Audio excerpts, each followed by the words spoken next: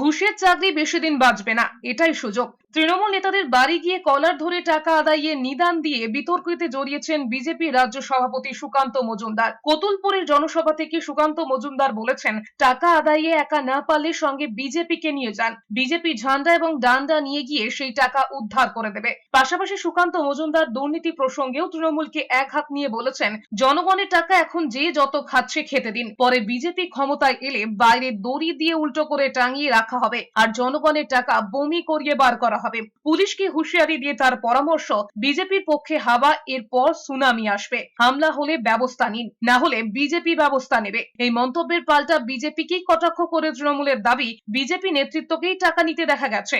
এখন সন্ত্রাস ও হিংসা ছড়ানোর উদ্দেশ্যেই এমন কথা বলে বেড়াচ্ছে। টাকা নিলে তো ফেরত দিতেই হবে। যদি একা কেউ না পায়, দুর্বল তৃণমূল নেতারা কি করবে? ধরুন একটা বেকার ছেলে, সে 20 লক্ষ টাকা দিয়ে চাকরিটা পেয়েছে, এখন তার চাকরিটা চলে গেছে, জমি বিক্রি করে দিয়েছে, টাকাটা তো সেই তৃণমূল নেতাকে ফেরত দিতে হবে।